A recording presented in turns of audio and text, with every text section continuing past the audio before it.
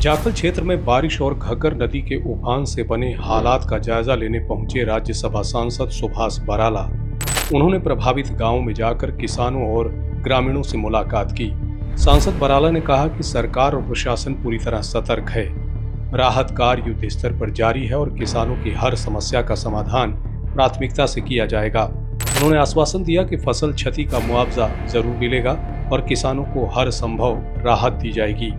आपदा कैसी भी हो, सांसद सुभाष बराला किसानों के साथ हर परिस्थिति में खड़े हैं। जाखल क्षेत्र में उन्होंने न सिर्फ किसानों की समस्याएं सुनी, बल्कि उनके साथ बैठकर आत्मीयता से भोजन भी साझा किया। सांसद बराला का कहना है कि संकट की इस घड़ी में एकजुटता और धैर्य ही सबसे बड़ी ताकत है। उन्होंने संदेश दिया कि सरकार किसानों के साथ है और हर चुनौती का डट कर सामना किया जाएगा।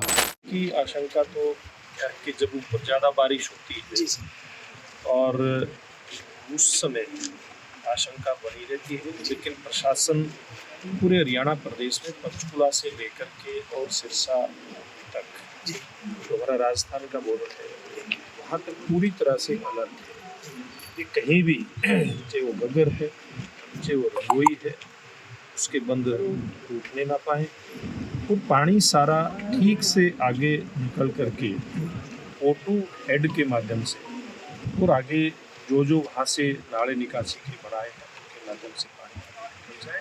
भरपूर प्रयास है प्रशासन का। हमारा प्रशासन के साथ साथ सब पंचायतें भी, चुने हुए प्रतिनिधि पूरे हरियाणा प्रदेश में घग्गर के आसपास के क्षेत्र में निगाह बढ़ाए हुए, सामाजिक संगठन भी और गांव के आम नागरिक भी, शहरों के नागरिक भी आकर के इस सारी स्थिति के ऊपर निगाह रखे हुए हैं। जहाँ भी जिसकी जैसी भी मदद की जरूरत होती है, वैसी मदद हमारे नागरिक, जहाँ पर कहीं भी पानी खड़ा हुआ है किसी भी कारण से, चाहे वो घग्गर का कहीं भी पानी गया है या फिर बारिश का पानी, जैसे मोटे तौर पे अभी घग्गर का पानी ओवरफ्लो कहीं होता दिखाई नहीं देता है। जी हाँ, हम कासिमपुर नड़ेल का जो पुल है जो जाखल से जोड़ता है, वहाँ हम खड़े हैं।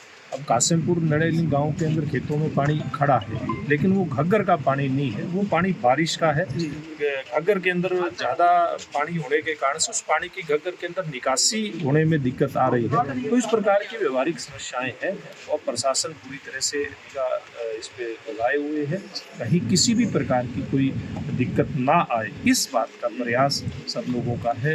एक तरफ जहाँ घग्गर के पानी को ठीक से आगे पास किया जा रहा है, कहीं टूटे ना, इस बात के प्रबंध किए जा रहे हैं। और जिन गाँव के अंदर बारिश का पानी खड़ा हो गया, क्योंकि बारिश भी बहुत सारे गांव के अंदर बहुत ज़्यादा हुई है, खेतों में भी पानी खड़ा हो गया, कुछ गांव के अंदर भी पानी घुसा है। अंदर के पानी को निकालने की व्यवस्था करी थी प्रशासन ने। लगभग गांव, किसी भी गांव में अब की रिपोर्ट है पानी गांव के अंदर नहीं है। खेतों का पानी भी जो बारिश का खड़ा हुआ है वो भी कैसे निकले, इस बात के प्रशासन के प्रयास ये तो नया बना है। पीछे जब एक बार बाढ़ आई थी, मेरा आना हुआ था, तो हमारे आसपास के गाँव के किसान भाइयों ने उसमें मांग करी थी कि नया पुल बनना चाहिए। उसी समय मैंने मुख्यमंत्री उस समय के मनोहर लाल जी से आग्रह करके इस पुल को मंजूर करवाया था। ये पुल बन करके तैयार है, लेकिन अभी अगला पुल जो आप देख रहे हैं, पुराना पुल जो देख रहे हैं, वो नीचा था, पुराना हो चुका था, कंडम भी था, इसलिए उसको तोड़ने की प्रक्रिया भी उसकी चलाई जाएगी। लेकिन अभी क्योंकि स्थिति ऐसी नहीं है कि अभी इस पुल को तोड़ा जाए, जब ये पानी इसमें घग्गर में कम हो जाएगा, सामान्य जब स्थिति आ जाएगी पानी की, निश्चित रूप में उसके बाद जो भी एक प्रक्रिया होगी इसको तोड़ने की, वो हमारा इरिगेशन विभाग उसको शुरू करेगा। क्षेत्र के लोगों को क्या तो एक बात कहना चाहूँगा कि पानी, क्योंकि बारिश ऊपर लगातार जारी है, आज भी पंचकुला में भारी बारिश हुई है, उधर से घग्गर का पानी, उस बारिश का पानी घग्गर में आता है वो, उसके बाद अम्बाड़ा और क्षेत्र के बीच में कांगरी नदी आती है, उसके बाद मारकंडे नदी आती है। उन नदियों में भी भरपूर पानी आज के दिन है, लेकिन अभी भी स्थिति जरूर चिंताजनक है।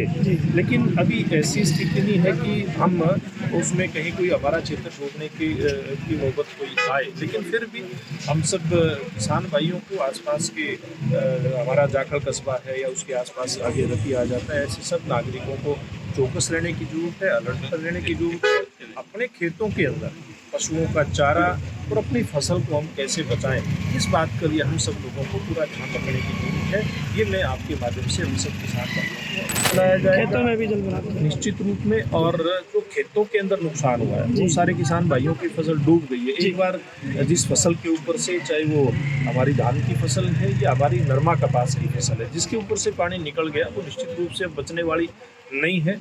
उसके लिए क्षतिपूर्ति पोर्टल खोला गया है। और रात भी मुख्यमंत्री जी से बात हुई थी, जिला के अधिकारियों से लगातार मैं संपर्क में हूँ, डीसी एसपी सब अधिकारी संपर्क में हैं। और हम सब जहाँ कहीं भी नुकसान है, क्षतिपूर्ति पोर्टल के ऊपर अपने नुकसान की जानकारी जरूर दें। जहाँ कहीं कोई मदद की जरूरत है, सरकारी कर्मचारी मदद के लिए तैयार हैं, हमारी पार्टी के कार्यकर्ता भी मदद के लिए तैयार हैं, वो सारे सामाजिक संगठन भी मदद के लिए किसानों के आगे आए हुए हैं। तो हम सबको एक साथ मिल करके, एक दूसरे से जुड़ करके ये जो संकट की स्थिति सामने दिखाई दे रही है, इससे निकलने का प्रयास करें। लेटेस्ट वीडियोस के लिए अभी सब्सक्राइब करें A1 हरियाणा को और प्रेस करें बेल आइकन ताकि सभी अपडेट्स आपको मिले सबसे पहले।